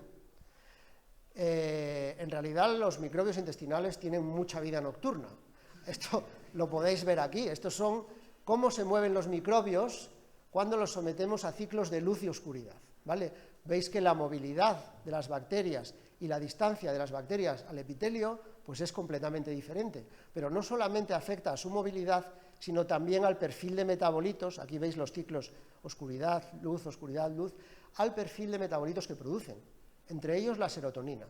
La serotonina es un metabolito neuroactivo que es crucial en la regulación de nuestros ritmos circadianos. Y todos estos trabajos, la relación entre nuestros microbios y enfermedades relacionadas con el sistema nervioso, se engloban dentro de un marco de investigación que es lo que se ha denominado el eje intestino-cerebro y que se ocupa de estudiar las relaciones que tienen los microorganismos de nuestro intestino con nuestro sistema nervioso, ¿no? Los microorganismos de nuestro intestino pues, producen una serie de compuestos, lo veis aquí algunos neuropéptidos, por ejemplo, otro tipo de metabolitos, sustancias que actúan sobre nuestro sistema endocrino, sobre nuestro sistema inmune. Esto se comunica con el cerebro, bien sea a través de los nervios o a través del torrente sanguíneo, llega al cerebro y el cerebro nos manda órdenes de vuelta a nuestros microbios. Pues, por ejemplo, regula la motilidad, regula la barrera intestinal o la mayor o menor secreción de mucosas. De hecho, hay algunos autores que dicen que cuando tenemos hambre, por ejemplo, no somos nosotros los que tenemos hambre, sino que la tienen nuestros microbios. O sea, que nos están mandando señales a nuestro cerebro diciendo, oye, dame de comer. Respuesta a fármacos. También esto es algo bastante novedoso y que se está estudiando en los últimos años muchísimo. Bueno, sabéis, todos hemos escuchado los fármacos que hay gente en las que funciona muy bien, en otros el mismo fármaco no funciona tan bien. Muchas veces atribuimos esas diferentes respuestas pues, a factores nuestros, a factores del hospedador, ¿no? Pero también la microbiota puede ejercer un papel en que la respuesta a un fármaco sea exitosa o no. Por ejemplo, es un trabajo con estatinas. Sabéis que las estatinas son medicamentos que se utilizan para regular los niveles endógenos de colesterol, que ahora mismo se utilizan muchísimo. Y este fue un estudio con 2 cohortes muy amplias, una en Estados Unidos y otra en Europa, y lo que concluyeron es que el perfil de nuestra microbiota era muy importante en la respuesta que teníamos a esas estatinas. Concretamente, la relación entre los bacteroides y los firmicutes se relaciona con una respuesta diferente a este fármaco Si tenemos más bacteroides y menos diversidad, pues tendríamos una respuesta más intensa. Otro trabajo que tuvo muchísimo impacto en su día, de hecho hubo un número especial de Science que recogía 3 trabajos diferentes sobre la misma temática, y es cómo influye la microbiota intestinal en los tratamientos contra el cáncer, concretamente en este caso contra los tratamientos inmunoterápicos. En este trabajo que veis aquí lo que se hizo fue analizar la microbiota de pacientes que se habían sometido a tratamientos inmunoterápicos y comprobaron que había 2 grupos de pacientes, los que respondían bien y los que respondían mal. Pues los pacientes que respondían bien, que represento aquí por una R de respondedores, tenían una microbiota muy enriquecida en esta bacteria, Akkermansia mucinifila. Con esta hipótesis de que esta bacteria pudiese tener algún efecto en el éxito de estos tratamientos, hicieron también ensayos en ratones a los que les indujeron la aparición de tumores, los veis aquí, y a estos ratones les trasplantaron la microbiota de humanos, de pacientes no respondedores y de pacientes respondedores. El ratón que recibía una microbiota de pacientes respondedores, cuando se le sometía a un tratamiento de inmunoterapia, el tumor desaparecía. Pero el ratón que tenía una microbiota de pacientes no respondedores, después del tratamiento, el tumor seguía ahí. No solamente hicieron esto con la microbiota total, sino que cogieron la bacteria, la aislaron, Akkermansia mucinifila, y vieron exactamente el mismo efecto. Cuando se le daba esa bacteria a los ratones, el tratamiento con inmunoterapia tenía éxito, pero sin esa bacteria no lo tenía. Akkermansia es un microorganismo que se está estudiando ahora muchísimo, de hecho ya se comercializa en Estados Unidos y en Europa se está empezando a comercializar ahora en algunos países y escucharemos hablar bastante de él en los próximos años, seguro. Bueno, y aquí me paro y esta es una reflexión conjunta. Todos estos trabajos que hay tantísimos sobre microbiota, en realidad la mayoría de ellos son trabajos muy observacionales, ¿vale? Lo que hacemos es coger un grupo de pacientes, coger un grupo de individuos y ver qué características tiene su microbiota. Evidentemente lo más normal es que si esos pacientes tienen una fisiología diferente, eso también pueda afectar a la composición de su microbiota. Pero no podemos establecer una relación de causalidad, es decir, no podemos saber si fue antes el huevo o la gallina. Nosotros cogemos un paciente y vemos que tiene una microbiota diferente, pero no sabemos si esa microbiota diferente fue la que causó la enfermedad o si es la enfermedad la que causa que el paciente tenga una microbiota diferente. Esto se puede hacer con estudios de trasplante fecal. El trasplante fecal es algo que casi no hay que explicar, pero lo veis muy bien explicado aquí. Este dibujo fue portada de un volumen de Nature. Lo que se hace es, pues con un tratamiento antibiótico, se eliminan las bacterias del intestino y se sustituyen por otras bacterias. Por ejemplo, si tenemos una infección, utilizamos un antibiótico, eliminamos las bacterias malas y se sustituyen por otras bacterias buenas, bacterias beneficiosas que vienen de un donante de microbiota, ¿vale? Estos trasplantes de microbiota fecal pues, fueron muy útiles en su día en experimentación animal, por ejemplo, para establecer relaciones con algunas enfermedades, con el Parkinson, por ejemplo. En el Parkinson se sabía que también había una disbiosis, pero no se sabía si era causa o consecuencia de la enfermedad. Entonces lo que se hizo fue, en un modelo de ratón de Parkinson, en donde había una serie de metabolitos que parecía que podían ser los responsables de la aparición de algunos síntomas de Parkinson, se les eliminó la microbiota, los síntomas desaparecieron, y si a esos ratones sin microbiota les poníamos otra vez otra microbiota de pacientes con Parkinson, los síntomas volvían otra vez. Y eso se le atribuye la aparición de esos síntomas a algunos de esos ácidos grasos de cadena corta que producen esos microorganismos. Con enfermedad inflamatoria, pues un ejemplo muy parecido, ¿no? Esto es un modelo de predisposición genética a padecer enfermedad inflamatoria intestinal en ratón, y si estos ratones adquieren una microbiota de ratones que ya tienen inflamación, pues desarrollan inflamación, pero si adquieren una microbiota de ratones sanos, pues no desarrollan inflamación. Con lo cual, en este caso está clarísimo que una microbiota con disbiosis, que viene de ratones con inflamación, también puede inducir la aparición de inflamación en un ratón que esté predispuesto a ello. Pero esto empezó realmente a tener muchísimo impacto con estudios en humanos. Esto del trasplante de microbiota fecal, tengo que decirte que tampoco era algo nuevo, ¿vale? Ya en el siglo IV hay escritos de la medicina china en donde ya hacían algunos preparados a base de heces para curar algunas enfermedades. Se utilizó muchísimo en veterinaria desde hace muchísimos años y ya en el año 58 se publica por primera vez un estudio en el que utilizan un trasplante fecal para curar la infección causada por clostridioides difíciles, que es un microorganismo que produce una enfermedad que se llama colitis pseudomembranosa. Como digo, esto no es nuevo, aquí hay un poco de un repaso histórico del trasplante fecal. Ya os digo que en el siglo IV pues ya había escritos en la medicina china donde se recoge, en el siglo XVII, por ejemplo, ya hay libros sobre eso, sobre el poder curativo de las heces. Como dato curioso, pues por ejemplo, los soldados alemanes en la Segunda Guerra Mundial, cuando estaban desplazados a las campañas del norte de África, pues combatían la disentería con preparados de heces de camello, porque habían visto que los nativos utilizaban esos preparados de heces precisamente para eso, ¿no? Después, en el 1958, ya como os digo, hay una primera publicación, después hay otras en las que no es oro todo lo que reluce, porque también que parece que asociado a estos trasplantes fecales, pues también puede haber algún efecto secundario, hoy sabemos mucho más, y hoy en día pues los investigadores están muy orientados a saber cómo se pueden estabilizar esos trasplantes, porque claro, esto no es como trasplantar un hígado, que te lo ponen ahí y ahí se queda, ¿no?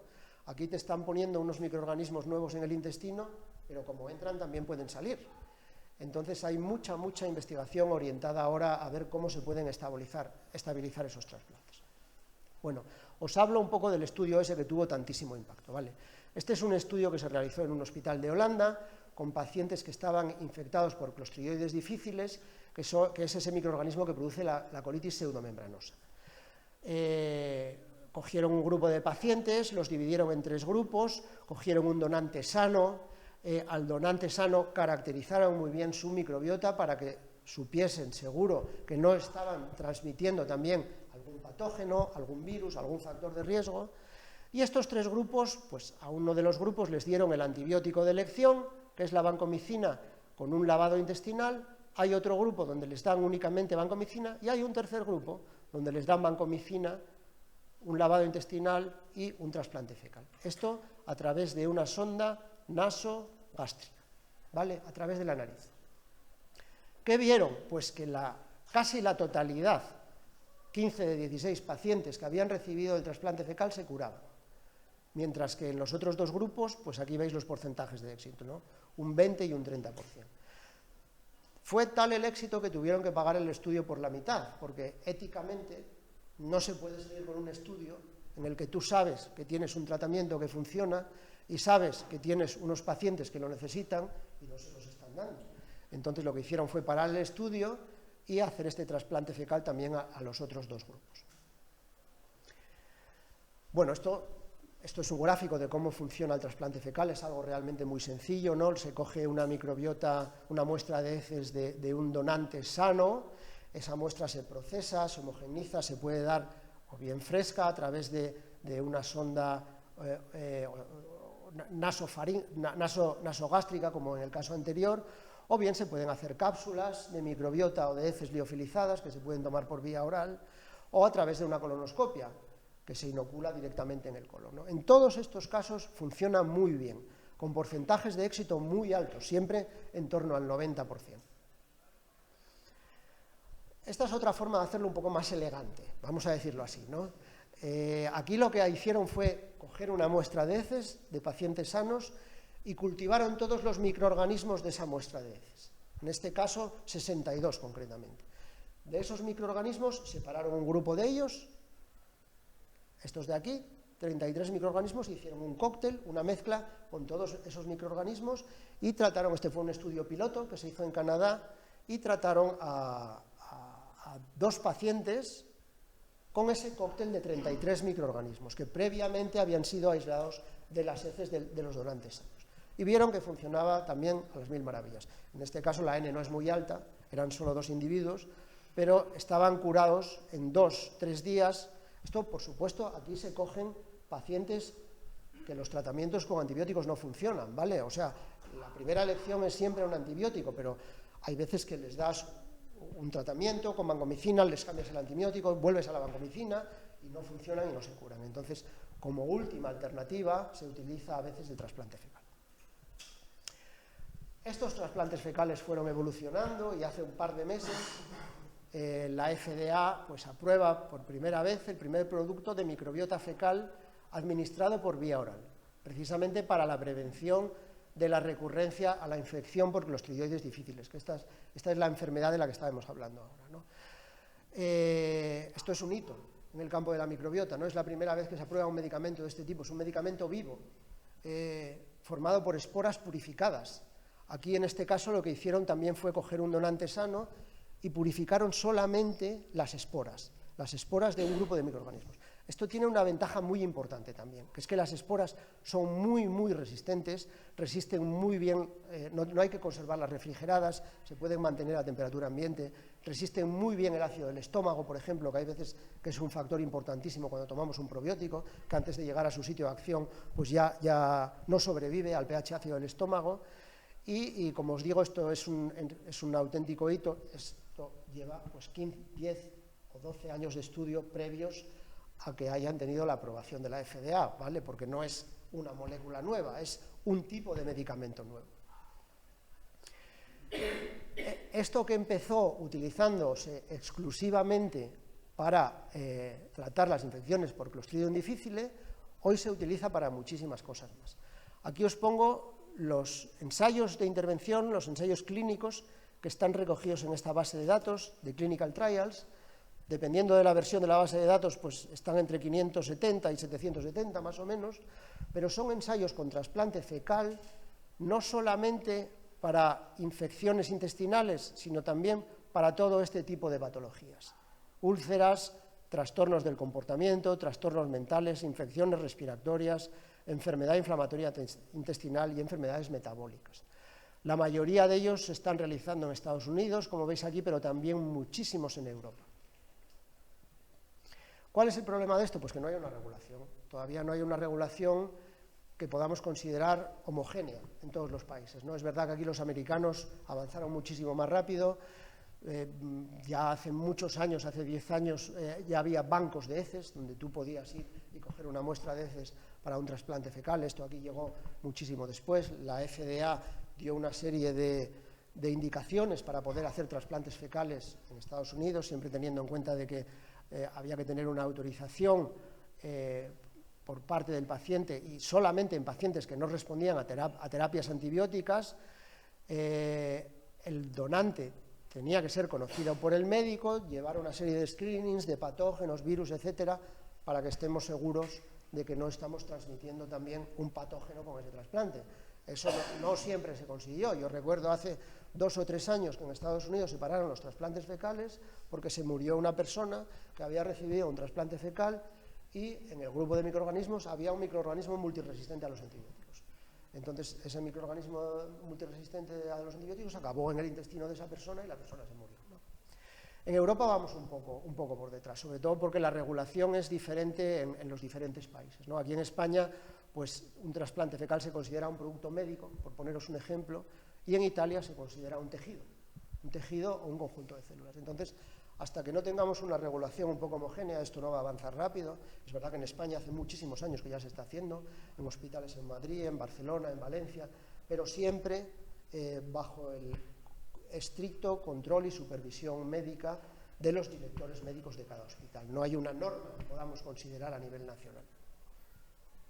Y ya termino, porque ya llevo un ratín hablando de esto, enseñándoos un poco. Esta es una última diapositiva de lo que hacemos en investigación en microbiota en Asturias, ¿no?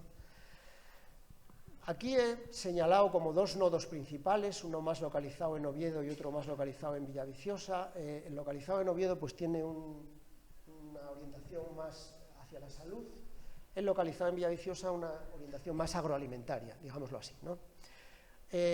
Por ejemplo, en el SESPA, aunque lo pongo en Oviedo, no solamente participa el UCA, También se están haciendo proyectos, pues, por ejemplo, en Cabueñes o en el Hospital de Avilés, que yo sepa.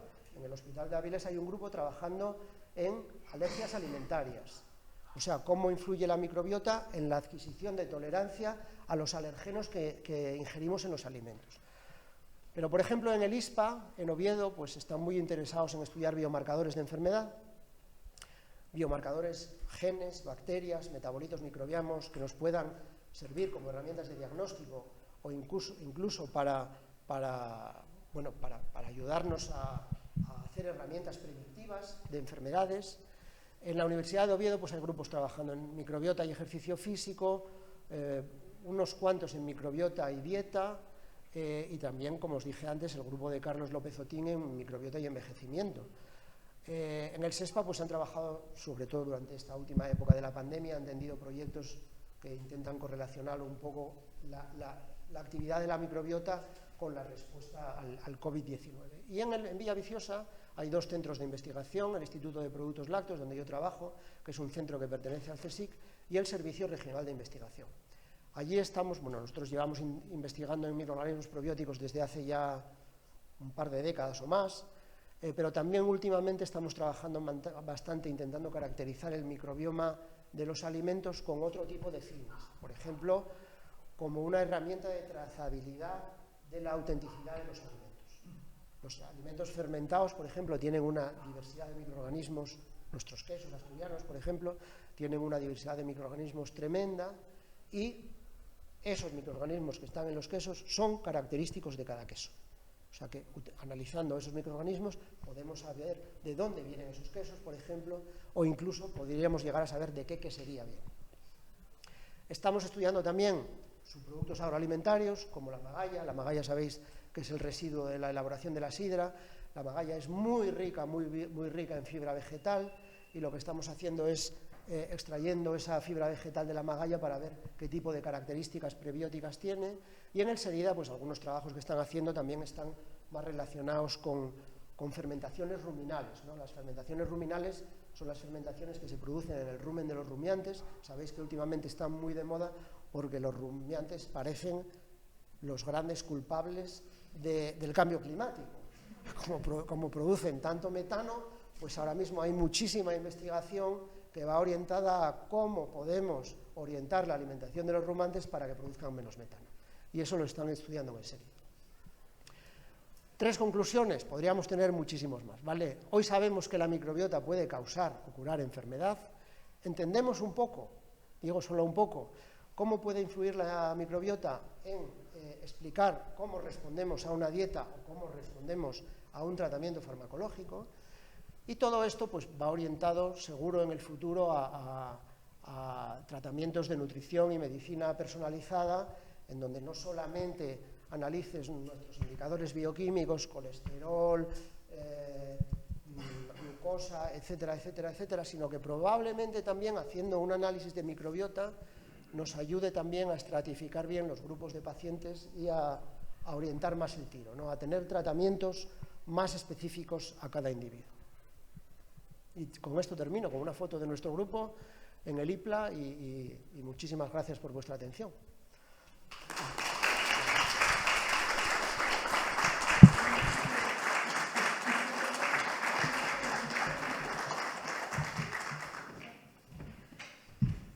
Y ahora, si queréis, y os animáis a hacer alguna pregunta, ¿no? Cierto, muchas gracias, Abelardo. Creo que la charla resultó de un enorme interés y que dará lugar a muchísimas preguntas, porque se hablaron de cosas que nos afectan a todos, ¿vale? Entonces, ánimo y a preguntar.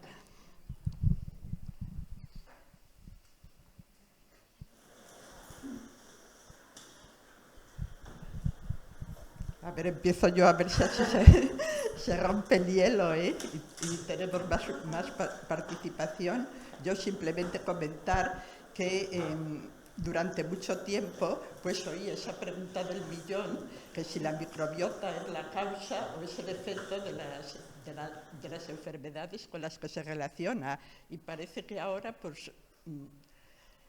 Ahora estamos empezando a saber un poco más, la verdad. Yo creo que siempre al principio los estudios sobre microbiota eran, como ya expliqué, estudios muy observacionales. O sea, había podíamos relacionar una enfermedad con un perfil microbiano concreto, pero nunca sabíamos si estaba ahí esa disbiosis antes de que apareciese la enfermedad, ¿no?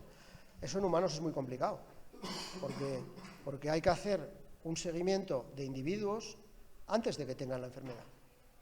Entonces, eso, como te puedes imaginar, no es nada fácil. Si ya es difícil hacer un seguimiento de pacientes, imagínate coger un grupo de personas sanas y monitorizar su microbiota antes de que aparezca la enfermedad, ¿no? Por ejemplo, eso se planteó con enfermedades que tienen una base genética. La IBD, por ejemplo, tiene factores ambientales, factores microbianos, pero también tiene factores genéticos en padecer enfermedad inflamatoria intestinal. Entonces, si tú coges imagínate que tienes unas familias y dentro de cada familia hay alguna persona que tiene IBD y otras personas genéticamente predispuestas, ¿no? Pues podrías coger un grupo de personas y hacerles un seguimiento a ver si algunas de ellas llegan a tener la enfermedad en 1, 2, 3 años. Pero eso es muy complicado, Charo.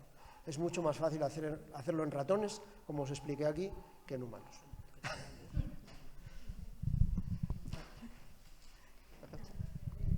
No sé si...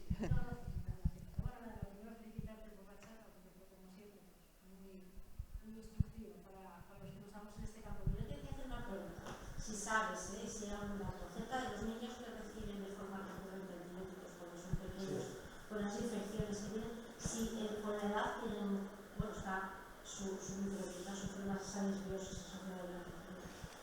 Hay muchísimo sobre tratamientos antibióticos en niños. Hay un grupo de la Universidad de Nueva York, el investigador se llama Martin Blaser o algo así, te lo digo por si lo quieres consultar, que ha estudiado muchísimo eso, ¿no? Cómo afecta un tratamiento antibiótico a niños muy pequeños después, en la edad adulta, ¿no? Y que yo recuerde, se ha relacionado con mucha más aparición de obesidad, por ejemplo. No sé si hacen un seguimiento de la microbiota durante todo ese tiempo, probablemente no, pero sí hay una relación entre los tratamientos antibióticos a edades muy tempranas y la aparición de obesidad y probablemente algunas otras enfermedades metabólicas. Y otra cosa que te quería preguntar, vosotros que pusiste el día y la noche, por ejemplo, de 60 años de noche, ¿no hay nada de melatonina en ese estudio? No recuerdo que haya nada de melatonina, no lo recuerdo, pero me extrañaría que no hubiese nada de melatonina en microbiota, ya te digo, porque hay miles de artículos al año. Sí. Pero me extrañó el estudio que pusiste en concreto de la serotonina y que no estaba la melatonina. Pues no lo recuerdo. Relacionado con eso, me hizo la pregunta del ritmo italiano, que sí que es verdad que mostraste que hay, son más activas, digamos, durante Sí. la noche. Hay pequeñas variaciones relativas en la proporción de las especies del día a la noche, me imagino que no. Probablemente no. Probablemente cambie su actividad metabólica, pero no la composición de las especies, no creo. Sí que mostraste una gráfica bastante, bueno, en el seguimiento de esa persona durante 6 meses. Sí, sí. Que sí que hay una variación circastacional. Sí, sí. Si recuerdas la gráfica que se seguía a una persona tomando una muestra al día durante 6 meses, es que, bueno, hay datos que no pude enseñar porque tampoco se puede enseñar todo, ¿no? Pero tú, por ejemplo, coges a una persona que esté acostumbrada a tener una dieta vegana, por ir a un extremo, ¿vale? Y la cebas a hamburguesas durante 2 días y su microbiota va a ser completamente diferente. O sea, la microbiota, cuando se producen cambios drásticos, cambia muy rápido, ¿vale? Pues esto también tiene una lógica. Los nutrientes que tú estás consumiendo cuando tienes una dieta vegetal no se parecen en nada a los nutrientes que tú consumes cuando tienes una dieta con base animal. Yo tenía una pregunta, de curiosidad, por supuesto, porque también tiene nada que ver con eso. Sobre digamos, el contenido de microorganismos de la boca. ¿Trabajáis en eso vosotros algo o estáis mucho más centrados en...? Nosotros en microorganismos de la boca nunca hemos trabajado. Hay un grupo bueno en Madrid, en España, que trabaja en eso, y hay un grupo aquí en el ISPA que trabaja en cáncer de cabeza y cuello, que sí que trabaja, ahora está empezando a trabajar en los microorganismos, pero como indicadores del cáncer. O sea, lo que están es analizando salivas de esos pacientes que tienen cáncer y ver si pueden de alguna manera asociar un patrón microbiano concreto con diferentes tipos de cáncer. Todo el uso de contorios y de sustancias Sí. tratamiento dental y tal, acaban repercutiendo de forma negativa en tu microbiota autóctona, que no es mala. O sea, lo malo es tener microorganismos en la boca que no deberían de estar, ¿no? Pero todos tenemos microorganismos en la boca y tienen que estar ahí, hacen una función. De hecho, ahora hay, si no me equivoco, una pasta de dientes que ya incluye, no sé si me estoy columpiando, porque conozco al investigador, ¿vale? Pero hay un estreptococo aislado de la boca que produce una bacteriocina. Una bacteriocina es una proteína que inhibe otras bacterias malas que querían incluir en una pasta de dientes. Yo creo que ya se comercializa, ¿vale? Pero es precisamente para equilibrar el ecosistema microbiano de la boca. ¿Y vosotros habéis detectado si el uso de los contorios, además de afectar a la cantidad de microorganismos en la boca, llegan al intestino también? No te sabría responder a eso, Javier, pero probablemente sí, ¿eh? Pero yo no he leído nada sobre eso.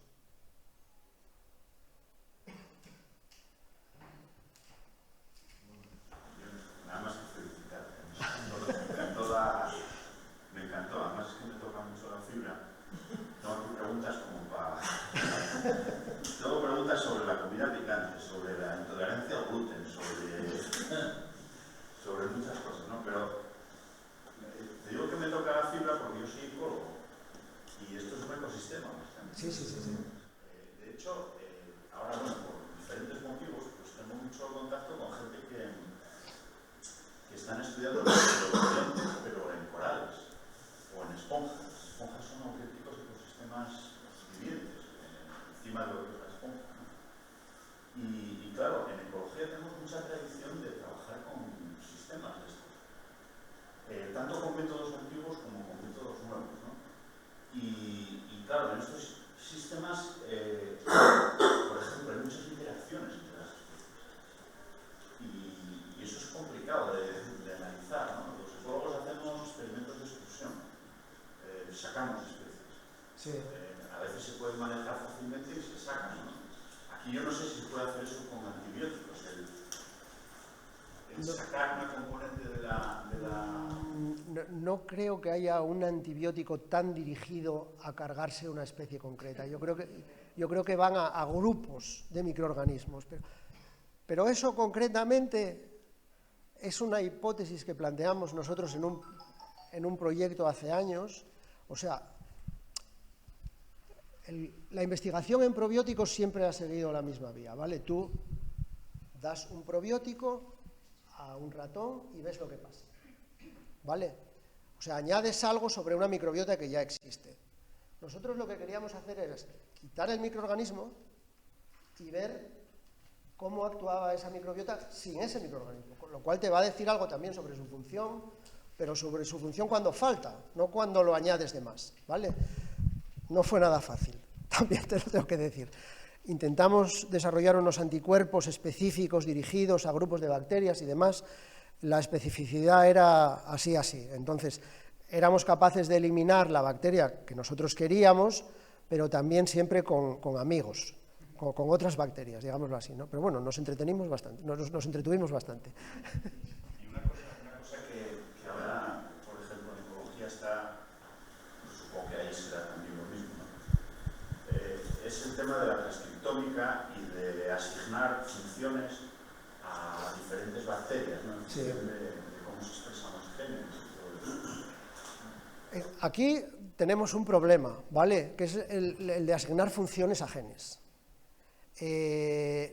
Cuando hubo el boom de la bioinformática, bueno, es relativamente fácil obtener mucho DNA, secuenciar mucho DNA, secuenciar miles y miles de muestras, pero nadie se para a analizar funciones, porque es mucho más productivo no pararte en el laboratorio a despiezar un microorganismo y ver qué hace cada uno de los genes de ese microorganismo, ¿vale?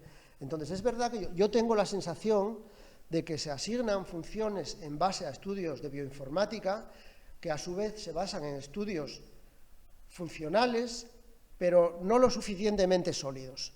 Es lo mismo que pasa en... Eso. Entonces son como errores que se van arrastrando y llegan a ser un error sistemático, ¿no? Entonces, yo creo que ahí deberíamos de hacer todos una reflexión y analizar más las funciones de los genes basándose en estudios realmente funcionales y no en homologías con otros genes en donde se describieron funciones que a lo mejor su evidencia científica era así. Yo voy a hablar de una cosa y lo demás lo dejo para la cerveza.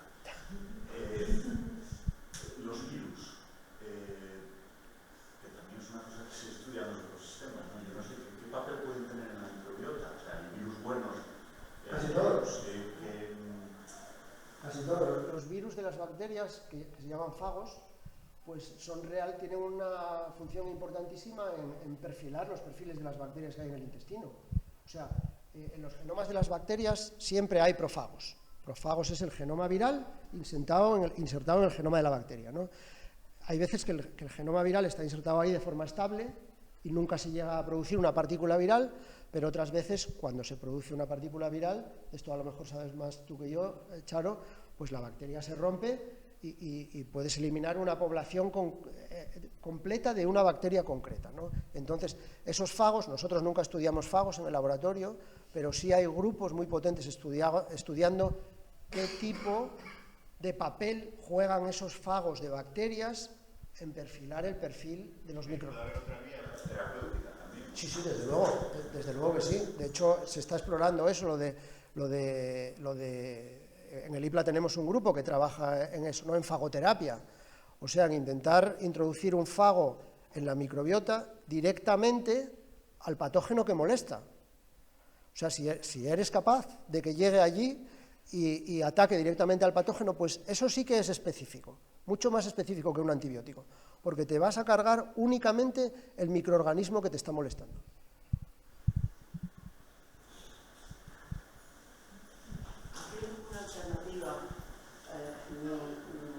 Para no utilizar antibióticos en los niños a esas edades tempranas, cuando realmente lo necesiten para cometer ese tipo de infección o de proceso infeccioso que en ese momento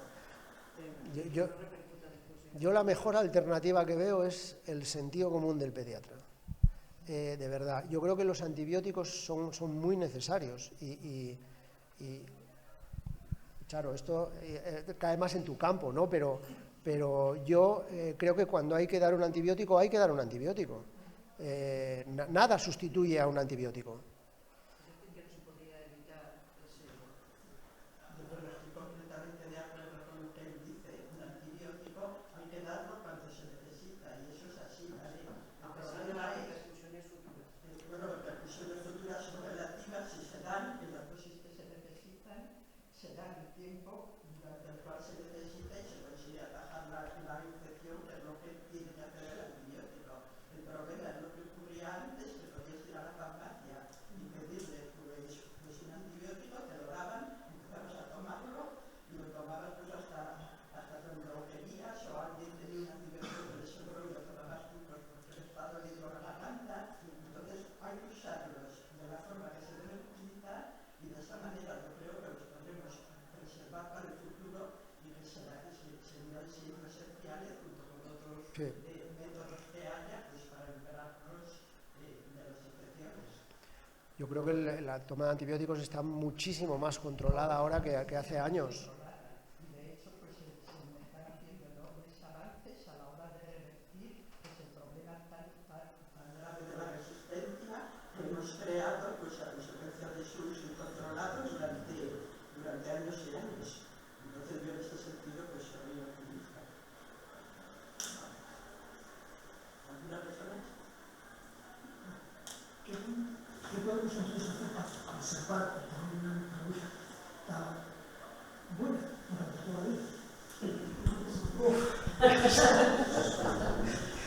Eso es complicado. Hombre, una buena dieta es importante. Eso seguro. Buenos hábitos de vida. Una dieta es un factor muy importante, sí. Pero eso, tener una vida saludable, ejercicio físico, conservar, pues fíjate, también hay alguna empresa que te la conserva. No, de verdad. O sea, tú puedes ahora donar una muestra e irte a una empresa y decir, oye, ahora me siento muy bien, estoy corriendo maratones, fenomenal, consérvame mi microbiota por si dentro de 5 o 10 años la necesito otra vez, ¿no? Pero para mantener tu microbiota sana, yo creo que lo más importante es llevar buenos hábitos.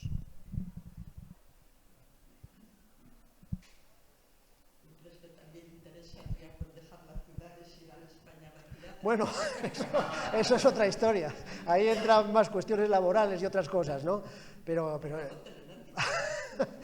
bueno, sí que se sabe que hay una pérdida de diversidad funcional muy importante entre la gente que vive en las ciudades y la gente que vive en las zonas rurales.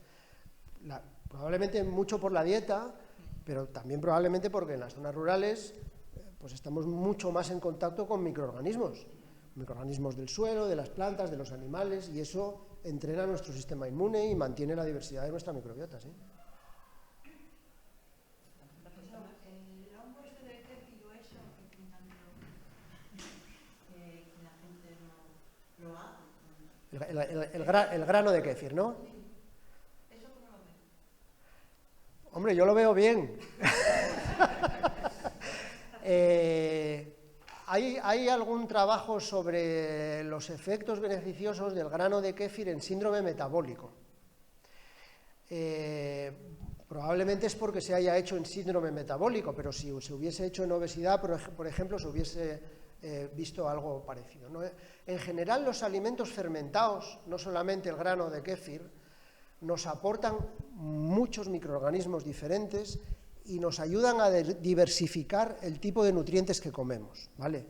No solamente comemos los nutrientes que estarían presentes en la leche, si no la fermentásemos con un grano de kéfir, sino también comemos todos los metabolitos que resultan de la fermentación de las levaduras y los lactobacilos que están presentes en el grano de kéfir, que eso en general es bueno, ¿vale?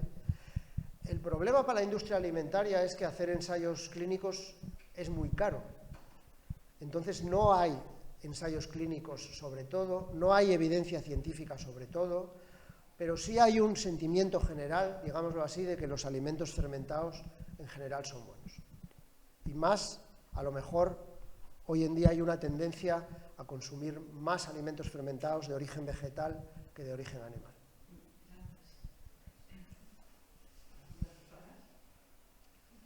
Yo para terminar, felicitar otra vez a Abelardo, que nos dio una charla magnífica, y decir que yo durante años pues estuve oyendo charlas sobre este tema, sobre microbiota, y lo veía todo sumamente difuso y pensaba que pasarían siglos antes de encontrar una aplicación real. Entonces ahora parece que estamos cerca. Sí, ya hay aplicaciones, no estamos cerca, son reales, vaya, exactamente. Entonces, esto, pues los americanos suelen ir más rápido que nosotros. Estos bioterapéuticos que se llaman, que son fármacos vivos, pues empezarán en América, pero en algún tiempo estarán aquí en Europa.